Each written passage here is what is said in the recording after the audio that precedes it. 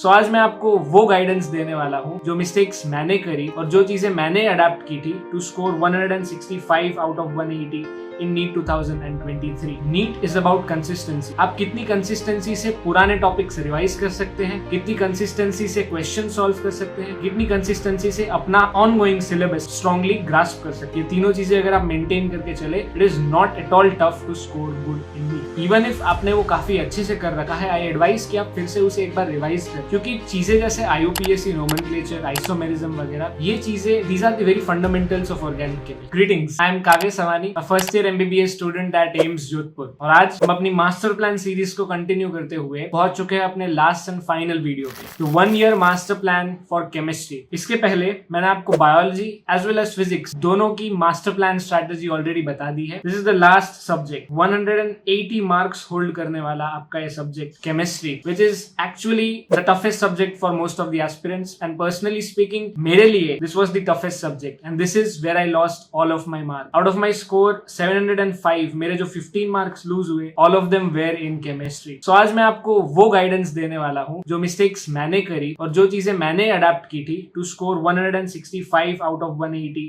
in NEET 2023. So let's start with the master plan. Again, जैसा हमने physics and biology दोनों में करा, we'll be going through a yearly plan as well as daily plan. जैसा कि मैंने आपको दोनों वीडियोस में बताया था, किसी भी सब्जेक्ट को टैकल करने के लिए both of these plans are fundamentally very very important. आप अपने पूरे साल में उस सब्जेक्ट को यूनिट्स में कैसे ब्रेक करते हैं, ये भी जरूरी है, और आप अपने हर दिन का कितना टाइम उस सब्जेक्ट के कौन से पोर्शन को देते हैं, ये भी इक्वली इंपॉर्टेंट है। ये दो प्लान्स अगर आप मेंटेन करके चले, तो आप अपने तीनों सब्जेक्ट्स को, इर्रिस्पेक्टिव ऑफ अगर आपको पसंद है या नहीं पसंद है, आप उस सब्जेक्ट पे मास्टरी हासिल कर सकते हैं बहुत easily. So let's start with the plan. सबसे पहले हम बात करेंगे about the yearly plan. Yearly plan में यहाँ पे मैंने आपको सारे चैप्टर्स की एक लिस्ट दे दी है, dividing chemistry into physical, inorganic as well as organic. इसमें +1 एंड +2 दोनों के चैप्टर्स कंबाइंड है। ईयरली प्लान में जैसा कि मैं आपको बताता हूँ, सिंस आप अभी क्लास 12th में होंगे, आपका क्लास 12th अभी शुरू हो चुका होगा, तो मैं आपको ये बताऊंगा कि आप क्लास 12th के अभी रनिंग चैप्टर्स के साथ कौन सा क्लास 11th का यूनिट अभी पढ़े। Because again NEET is about consistency. आप कितनी कंसिस्टेंसी से पुराने टॉपिक्स रिवाइज कर सकते हैं, कितनी कंसिस्टेंसी से क्वेश्चन सॉल्व कर सकते हैं, कितनी कंसिस्टेंसी से अपना ऑनगोइंग सिलेबस स्ट्रांगली ग्रास्प कर सकते हैं। ये तीनों चीजें अगर आप मेंटेन करके चले, it is not at all tough to score good in NEET. तो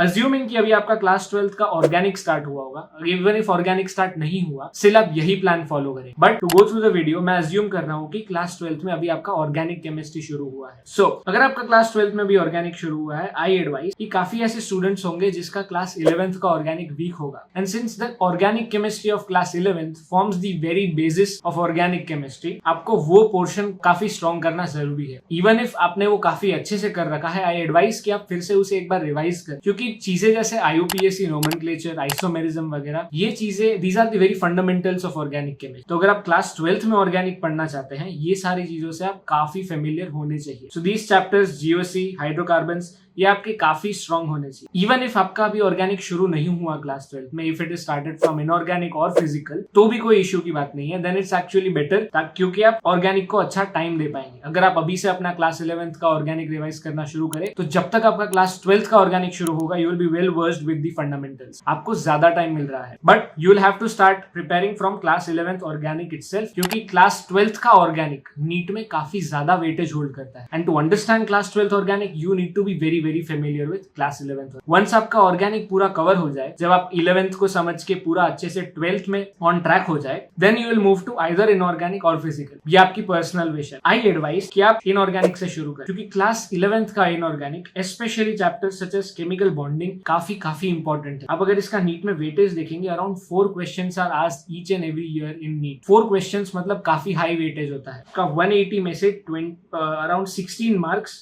सिर्फ ये चैप्टर लेके दे रहा है। इसलिए आई एडवाइज कि आप इनऑर्गेनिक से शुरू करें। सिंस आपके पास टाइम ज्यादा होता है 11th पढ़ने के लिए ड्यूरिंग क्लास 12th, आप इनऑर्गेनिक अच्छे से समझ पाएंगे और उसे अच्छे से ज्यादा टाइम तक याद रख पाएंगे। So once you are done with organic, आप इनऑर्गेनिक पे शिफ्ट कर सकते हैं, बट इट्स योर विश, आप फिजिकल पे भी जा सकते हैं। एंड अगेन, जैसा हमने फिजिक्स एंड बायोलॉजी दोनों में करा था, आई एडवाइस कि अगर आपका कोई टफ चैप्टर चल रहा है अभी क्लास 12th में, tough in the sense of the understanding portion of that chapter as well as its weightage, अगर कोई हेवी वेटेज चैप्टर है तो आई एडवाइस कि आप उसके साथ कोई light chapter of class 11th ले, जिसका वेटेज भी कम है एंड वो समझने में भी इजी है। फॉर एग्जाम्पल, अगर मैं कहूँ कि आपका अभी ऑर्गेनिक स्टार्ट हुआ क्लास 12th में, you are starting with organic with some lengthy chapter such as haloalkane. अगर आप ऐसा कोई हेवी वेटेज चैप्टर कर रहे हैं या फिर कोई लेंथी चैप्टर कर रहे हैं जिसमें आपको अडेप्ट होने में टाइम लग रहा है, देन आई एडवाइस कि कोई क्लास 11th का इजी सा चैप्टर उठाइए, जैसे गैसियस स्टेट, जो आप काफी छोटे चैप्टर्स है जो अंडरस्टैंडिंग बेसिस पे काफी इजीली डील किए जा सकते। You always need to maintain a contrast while study. आप ऐसा एक्सपेक्ट नहीं कर सकते कि आप पूरे दिन में नीट के सारे टफ टॉपिक्स खत्म कर देंगे। नो,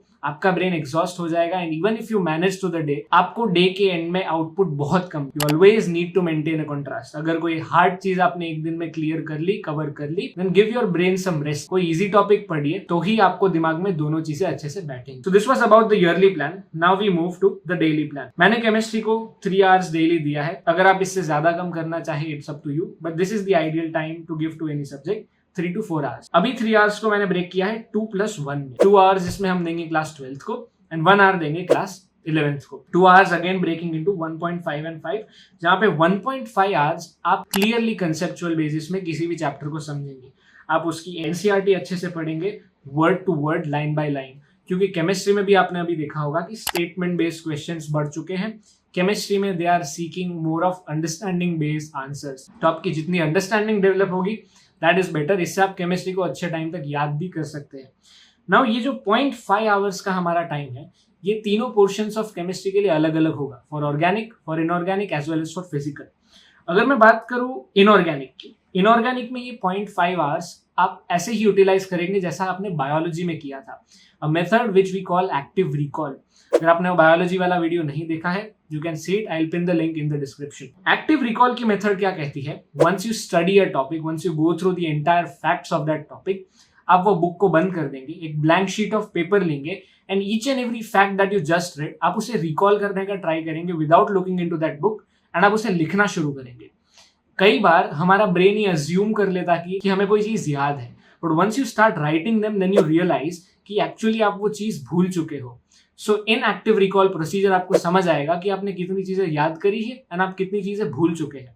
जो चीजें आप भूल चुके हैं वो आप फिर से बुक में देखेंगे and the loop which is created between reading from a book, writing it down, forgetting it, again reading from a book and writing it down, ये loop को active recall कहते हैं।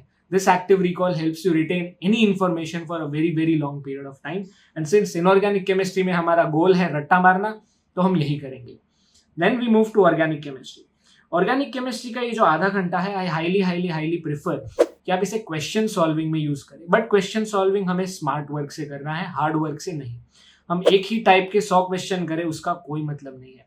इसलिए एडवाइस कि अगर आप YouTube पे जाके PW की प्रश्नकाल सीरीज एक बार चेक करेंगे, वहां पे पंकज सर ने PSS क्वेश्चंस करवाए हुए हैं।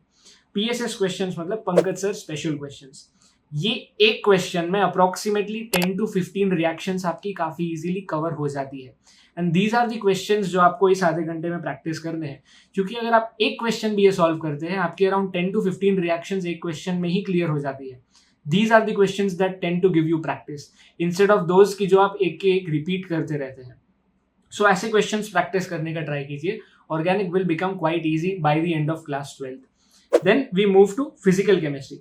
फिजिकल केमिस्ट्री में आपको ये 30 मिनट केवल एंड केवल सॉल्विंग में यूज करने हैं।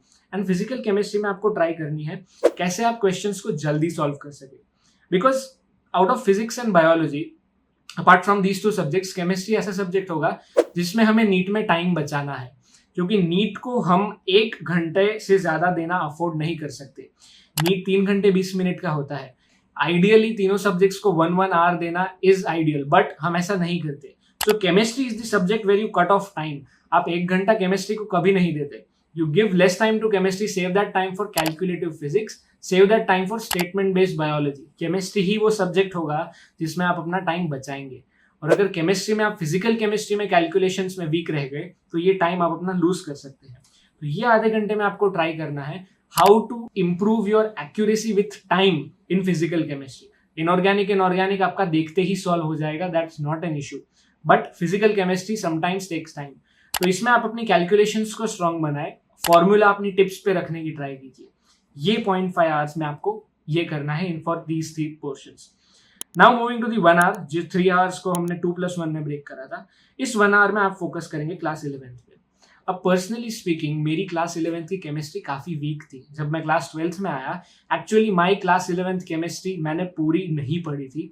मैंने बहुत कम पोर्शंस थे जो अच्छे से पढ़े थे, बाकी सब ब्लैंक था। बट अगेन, अगर सिर्फ आप रोज का 1 घंटा क्लास 11th की एनसीईआरटी पढ़े, this book is written actually beautifully, and हम इस बुक को नहीं पढ़ते। Although there are a lot of facts, but इस बुक को काफ़ी अच्छे से लिखा गया है।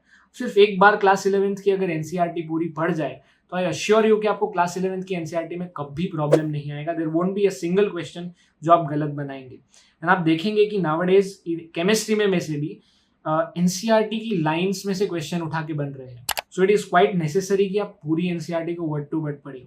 मैं ये नहीं कह रहा कि फिजिकल केमिस्ट्री भी पढ़ी, हाँ there are some portions which you need to focus on, but physical chemistry आप एनसीईआरटी से अवॉइड कर सकते हैं।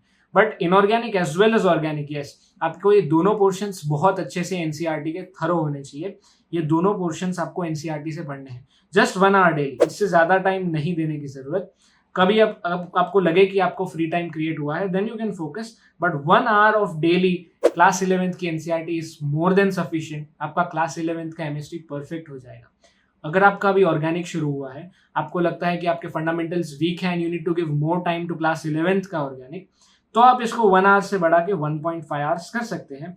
बिकॉज इनिशियली क्लास 12th का ऑर्गेनिक समझना बहुत बहुत इंपॉर्टेंट है। अगर आपका क्लास 12th के ऑर्गेनिक का बैकलॉग हो जाता है, that will be a tough backlog to deal with. So I advise कि अगर आपका क्लास 12th का ऑर्गेनिक अभी शुरू हुआ है, focus more on class 11th organic chemistry. बाकी सारी चीजें थोड़ी देर के लिए अभी होल्ड पे रख लीजिए। Focus more on improving your fundamentals of organic chemistry, ताकि आप अपना क्लास 12th का ऑर्गेनिक स्मूथली चला पाए। बस आप अपनी कंसिस्टेंसी मेंटेन रखिए, सारे तीनों मास्टर प्लान्स को फॉलो कीजिए। It is very very easy to score good in NEET. All the very best.